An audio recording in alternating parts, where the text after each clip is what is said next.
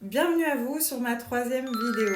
Ici, vous savez, je partage mon parcours, mon chemin d'évolution de la petite enfance jusqu'à être devenue coach en relation.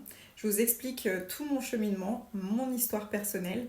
Et si tu as manqué la première partie, n'hésite pas à retrouver la vidéo numéro 2 avant d'entamer celle-ci. Aujourd'hui, je vais vous expliquer un petit peu plus comment mes schémas toxiques se sont installés dans ma vie et surtout le lien direct à l'enfance. Quand je repense à mes parents, je me rends compte à quel point très tôt j'ai observé plus que j'ai compris.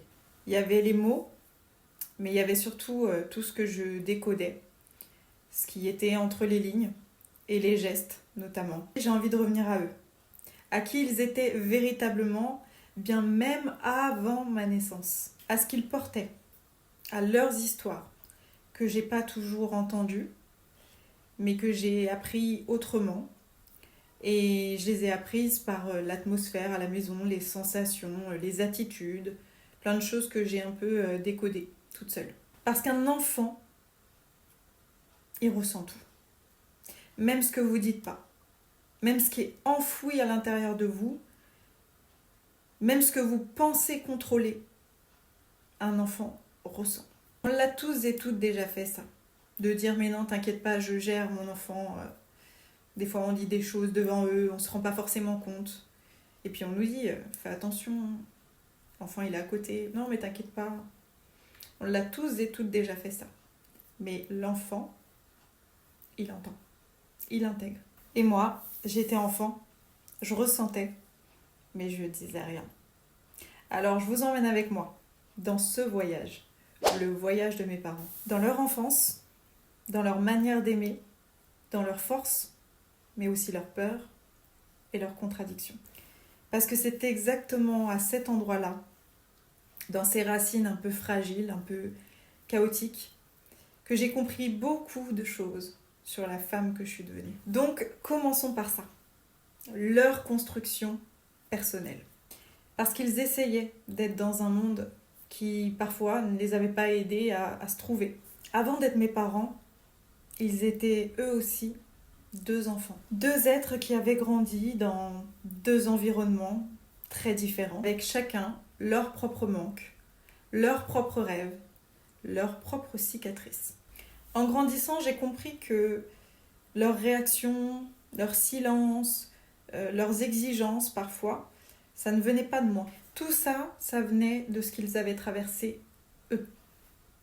Mais ça, je l'ai compris avec réellement beaucoup de temps, quelques séances de psy. Je dirais que je l'ai compris à une vingtaine d'années à peu près. Ça a mis du temps pour que je le conscientise. Mais quand je l'ai compris, il y a quelque chose qui s'est passé. J'ai passé un cap à ce moment-là. Et une fois que ça, on l'a intégré, après, ce sont des étapes.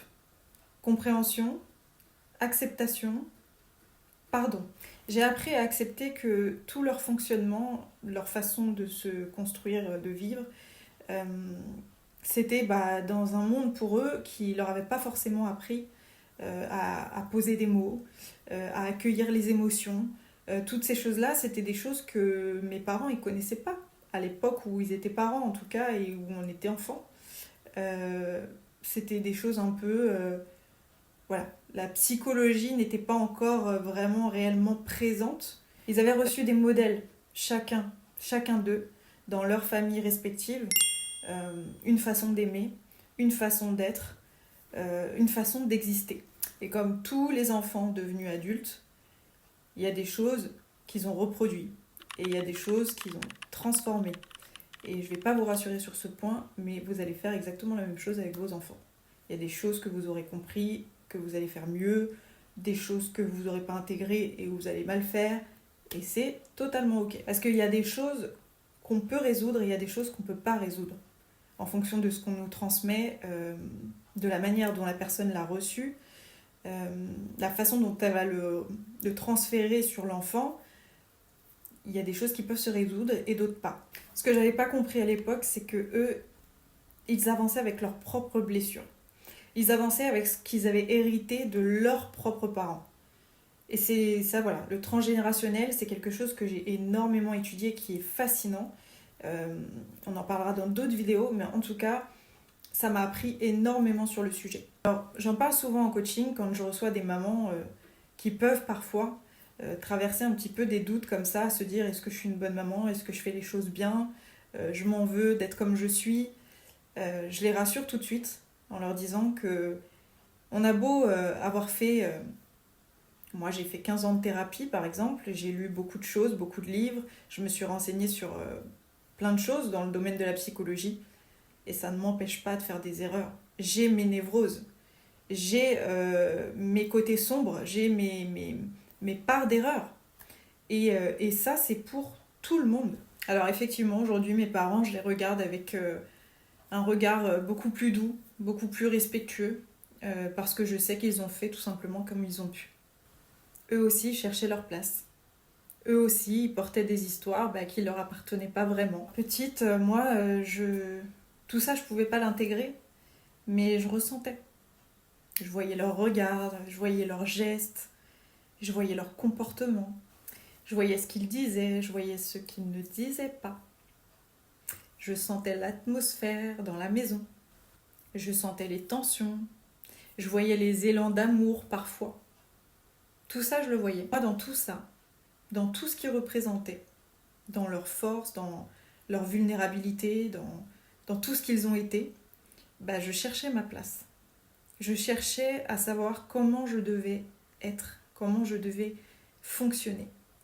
Et je crois que ma sœur aussi. Vous savez qu'il y a quelque chose qui m'a marquée, c'est la sensation que j'avais, qui aujourd'hui j'arrive à mettre des mots dessus, c'est de l'hypervigilance. Cette sensation que j'avais d'hypervigilance, parce que mon corps, il ressentait avant ma tête. Il y a parfois des atmosphères qu'il y a eu dans la maison où je sentais à l'intérieur de moi ce qui se passait, mais que ma tête, elle ne l'avait pas encore intégré. Je sentais quand quelque chose n'allait pas. Je sentais comment je devais être en fonction de l'atmosphère de la maison. J'étais une gamine qui passait son temps enfermée dans sa chambre à écouter de la musique, à rester très seule, parce que je sentais ce climat chez moi, où parfois c'était nécessaire que je ne sois pas là. Et je sentais aussi, quand il y avait de l'amour, sans forcément dire les mots, je les voyais par les gestes, mais j'ai aussi vu quand il n'y avait plus de gestes et plus d'amour. Tout ça, je l'ai ressenti. Avec le temps, je me suis rendu compte que je m'étais construite au travers de toutes ces observations silencieuses. Et aujourd'hui, j'ai la chance de pouvoir vous transmettre tout ça librement, puisque que ce soit mon papa ou ma maman, c'est des choses qui ont été exprimées, verbalisées. Comme dans toutes les familles, on a des sujets qui sont plus sensibles que d'autres, mais on a réglé en tout cas une grande partie de tout ce qu'on a pu traverser, que ce soit moi et ma sœur en tant qu'enfant et aujourd'hui en tant qu'adulte. Et c'est une chance pour moi de pouvoir vous transmettre toutes ces choses-là. Et si mon papa et ma maman passent par là, sachez que je vous aime très fort et que je vous remercie de comprendre mes choix aujourd'hui. Mais rentrons dans le détail pour encore mieux comprendre. Il faut savoir que chacune des réactions, que ce soit de mon père ou de ma mère, ça devenait des micro-messages pour moi. Tout ce que j'observais d'eux, ça m'apprenait comment on s'aime, comment on se protège, comment on partage, comment on communique. J'ai appris très jeune à lire les émotions avant même d'ouvrir des livres. Et tout ça, ça a façonné ma grande sensibilité, ma façon de rentrer en contact avec l'autre et ma manière de fonctionner. Que vous compreniez bien, j'ai eu un papa extrêmement généreux. Quelqu'un qui donne sans compter. Que ce soit avec ses enfants ou avec ma maman à l'époque, c'était quelqu'un, et c'est toujours quelqu'un, de très généreux, avec un grand cœur. Et lui, son modèle, son schéma familial a fait que c'est quelqu'un qui a dû très vite, très rapidement, en tant qu'enfant, en tant qu'ado, se débrouiller tout seul. Ce qui explique un petit peu la manière dont il s'est façonné et pourquoi il avait ce grand cœur de vouloir faire les choses pour les autres, etc. Mon papa, il nous a transmis des valeurs essentielles à moi et à ma sœur qui ne sont autres que la loyauté, être digne, être intègre, toujours se coucher le soir. Je me rappelle que sa phrase, C'était quand tu vas te coucher le soir, que tu te mets sur ton oreiller, la tête sur ton oreiller, tu dois pouvoir te dire aujourd'hui j'ai fait les choses bien. Je n'ai pas menti, je n'ai pas été méchante, je n'ai pas manipulé qui que ce soit. J'ai été digne de ma personne et tu te couches avec la conscience tranquille. Mon père nous a toujours appris que si on se couche avec une bonne conscience, alors il peut rien nous arriver dans ce monde. C'est vraiment quelque chose que mon père a réussi à faire. Que ce soit avec moi ou avec ma sœur, il nous a rendu des femmes dignes, des femmes bien. Et j'ai aucune prétention à le dire, je sais que je suis quelqu'un de bien et je sais que c'est grâce à mon père. Ce qu'il en est de ma maman elle a eu une enfance très difficile, avec un papa qui était très strict. Elle était très cadrée, tout était un peu sévère. Et elle a eu une maman qui ne l'a pas protégée de ce cadre un petit peu trop rigide, qui n'a pas su la protéger. Ça a fait de ma maman une personne qui n'a pas su démontrer son amour.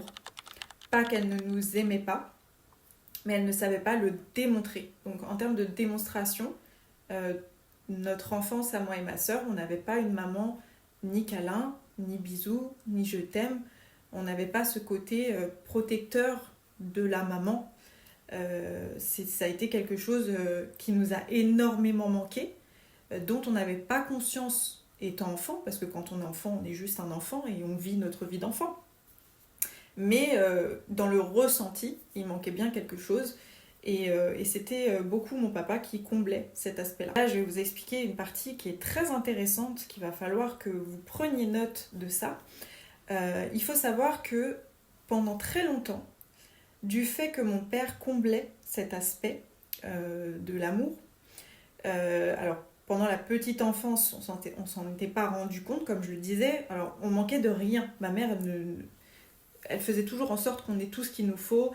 Comme je vous le disais dans ma précédente vidéo, en termes de matériellement, on ne manquait de rien. On était toujours bien habillés, bien apprêtés. Elle s'occupait très bien de nous. Il n'y avait pas de problème sur ça. C'était vraiment un manque d'amour. Et du fait que mon père ait comblé cet aspect-là, il s'est passé un moment, il y a eu un shift au moment de l'adolescence, où on a compris, moi et ma sœur, que mon père nous donnait plus d'amour que ma mère, et où on a fait l'erreur de penser qu'il nous aimait plus que ma mère. Là, vraiment, je vous donne un tips important.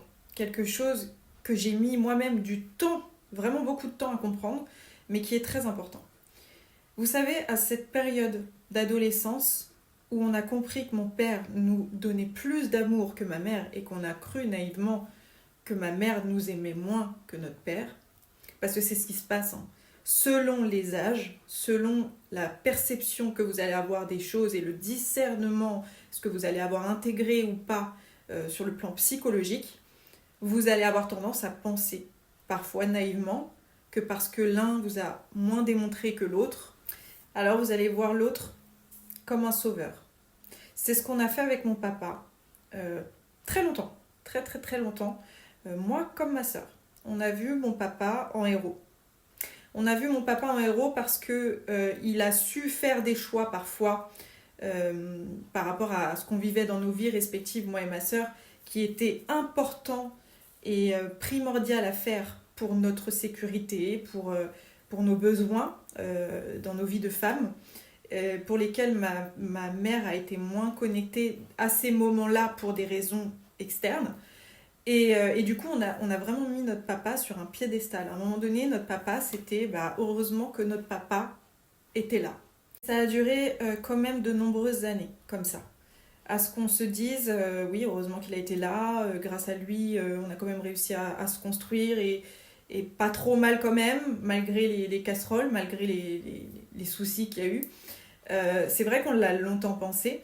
Ma sœur a fait son cheminement, j'ai fait le mien. Moi, personnellement, sur ça, je me suis rendu compte qu'effectivement, il y a eu un moment donné où j'ai vu mon père en 3D, clairement, et où j'avais pas mesuré peut-être là où ma mère avait été moins présente, les raisons de pourquoi elle n'était pas présente à ce moment-là.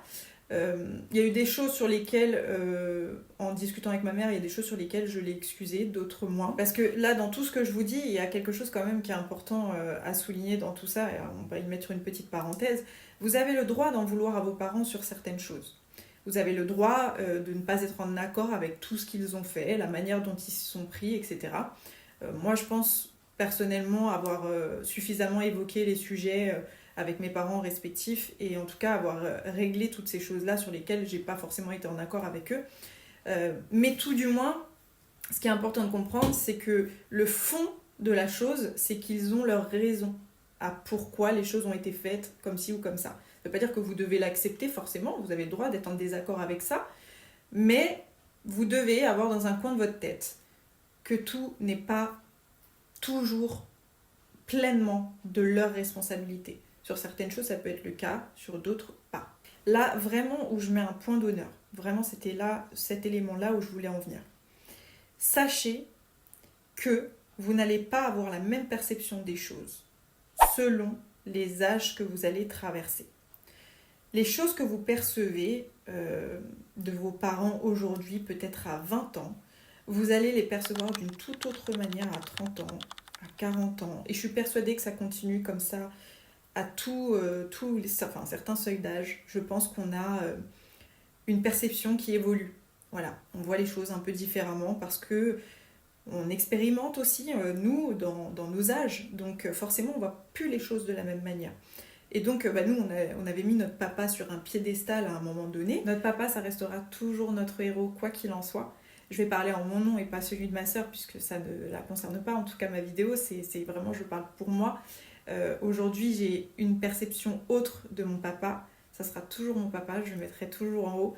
Mais aujourd'hui, je m'aperçois qu'effectivement, leurs histoires respectives, chacun des deux, mutuellement, mérite à ce qu'on ait du respect pour ce qu'ils ont vécu chacun, comment ils l'ont vécu, et je pense que ça s'arrête là. Il ne faut pas émettre un jugement supplémentaire sur quoi que ce soit. Alors oui, j'ai eu un papa très très très impliqué émotionnellement, une maman qui a été un peu ailleurs parfois, souvent, mais en tout cas ils avaient fait chacun, tous les deux, avec ce qu'ils avaient intégré, avec ce qu'ils avaient compris, avec ce qu'on leur avait donné. Et c'est important de ne pas les juger et je vous incite vraiment à essayer d'aller comprendre. Bon, voilà, selon les histoires, y a des fois des mesures à faire, mais en tout cas, quand c'est des histoires un petit peu comme la mienne, si vous avez des choses un petit peu similaires, essayez peut-être de revoir vos jugements et d'être moins dur avec eux. Et puis finalement, ils sont plutôt bien faits avec leurs ingrédients, franchement. Donc moi, à l'époque, ce que j'en ai retenu, en fait, de ce que j'ai observé de mes parents, c'était que l'amour, ça se demande, et que l'amour, ça se reçoit pas de façon naturelle. Parce que déjà, j'avais une maman qui me donnait pas librement de l'amour, en tout cas en termes de démonstration. Et en plus, il fut une période où mon papa en quémandait beaucoup à ma maman, puisque, bon, ça n'a pas toujours été le cas, mais il y a eu une période où ma maman n'en donnait plus, et où j'ai vu mon père en demander.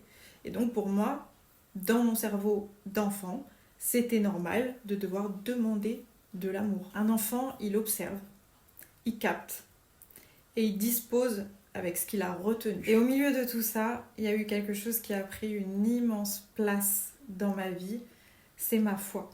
Donc c'était pas forcément une foi religieuse, c'était une foi intérieure, mais elle a littéralement changé la direction de ma vie. Ma foi, ça a été vraiment mon lieu d'accueil.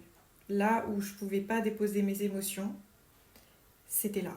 C'était en moi et c'était des choses que je pouvais pas expliquer, qui étaient là depuis toujours et auxquelles je croyais fortement. Je savais que j'étais entendue, que tout ce qui était à l'intérieur de moi et qui était un petit peu trop fort, ce qui s'agitait comme ça, c'était entendu et je le savais. C'est grâce à la foi que j'ai eu de la patience, du courage et de la persévérance. C'est vraiment grâce à ma foi. C'était vraiment mon refuge dans le monde que je vivais, que je comprenais pas, qui était trop lourd pour moi, trop bruyant, trop d'informations que je comprenais pas. Et c'était mon refuge à moi. C'est encore elle aujourd'hui qui me permet de vous transmettre mon histoire avec beaucoup plus de recul, beaucoup de compassion. Il faut savoir que j'étais dans une famille athée à la base. Il y avait seulement moi qui parlais de ces choses-là un petit peu plus que ma sœur. Ma sœur ressentait un petit peu des choses aussi, mais elle les exprimait pas forcément à la maison, du moins j'en ai pas le souvenir. Ma mère était athée, c'est-à-dire on meurt. Il n'y avait pas de discussion. Mon père était un peu plus agnostique. Il croyait en quelque chose, mais il savait pas trop quoi. Mais quoi qu'il arrive, c'était pas un sujet qu'on évoquait à la maison. Et je savais que ça servait un petit peu à rien que j'en parle, puisque de toute façon, j'allais pas forcément être comprise, pas entendue. Donc je respectais ça, j'en parlais pas. Mais tout se passait là. Il faut savoir que depuis, il y a eu quand même beaucoup d'évolutions. Ma mère se pose quand même quelques questions, même si elle reste pas, voilà, pour elle, il n'y a pas de croyances religieuses, etc. Mais elle a un petit peu évolué sur la question. Et c'est vrai qu'aujourd'hui, ça me fait énormément de bien. Et je pense que c'est pour ça aussi que j'en suis arrivée là, de constater que tout ce à quoi j'ai cru, tout ce dont j'ai pensé vraiment viscéralement, aujourd'hui, dans la matière, j'en vois un petit peu les résultats. Je vois que, mine de rien, d'avoir cru, de m'être accrochée comme ça m'a mené quelque part et c'est pas anodin où ça m'a mené. Et de voir aussi que les autres cheminent autour de moi, je me dis que c'est plutôt pas mal. Au fond, ma foi, non seulement c'est elle qui m'a sauvée, et je vais vous expliquer comment, parce que mes prochaines vidéos vont concerner cette foi spirituelle et comment aussi j'ai fait pour évoluer à ce sujet-là, malgré ma famille qui était assez... on n'en parlait pas trop. Je vais vous expliquer toutes ces étapes-là, mais surtout ma foi, elle m'a permis de comprendre que ici, sur cette terre, on a tous et toutes quelque chose à jouer. On a tous et toutes quelque chose à venir guérir, à venir comprendre. Et c'est tellement beau quand on s'y accroche de voir le résultat, quand ils sont là, quand les choses se mettent en place dans la matière. Je vous assure que c'est fabuleux à regarder. Revenir à l'histoire de mes parents, c'est pas chercher des responsables. Et c'est pas ce que vous devez faire si vous allez chez le psy ou un médecin pour essayer de comprendre ce qui se passe pour vous. Si vous allez voir n'importe quel thérapeute et que vous essayez de comprendre votre schéma familial, pourquoi vous fonctionnez de telle manière, ne cherchez pas des responsables. Cherchez à comprendre l'histoire. Cherchez à comprendre votre fonctionnement et pourquoi vous fonctionnez de cette manière. C'est ça que vous devez faire. Vous vous êtes construit avec quoi ? Quels étaient les ingrédients de votre famille, de votre foyer, les personnes qui ont fait partie de votre chemin ? Qu'est-ce qu'on vous a appris ? On a tous et toutes une histoire. Et pour avancer, parfois, il faut revisiter les racines. C'est très souvent indispensable de le faire pour pouvoir avancer soi-même. Et une fois que vous l'avez compris, il ne faut pas le ressasser. Il faut comprendre et libérer. Parce que c'est quand vous libérez que vous avez accès à vous. Si vous ressassez sans arrêt, vous êtes piégé. Vous allez continuer, toujours les mêmes schémas, toujours les mêmes choses. Par contre, quand vous décidez de libérer ce qui ne vous appartient plus, ce qui ne vous appartient pas, là, vous avez accès à votre vous. Merci à vous d'avoir partagé ce morceau de mon histoire avec moi, de l'avoir écouté de tout votre cœur. Si vous êtes aussi sur ce chemin, de vouloir comprendre vos parents, leur transmission, leurs blessures, sachez que vous n'êtes pas seul et que ici, sur cette chaîne YouTube, vous allez trouver des réponses à vos questions.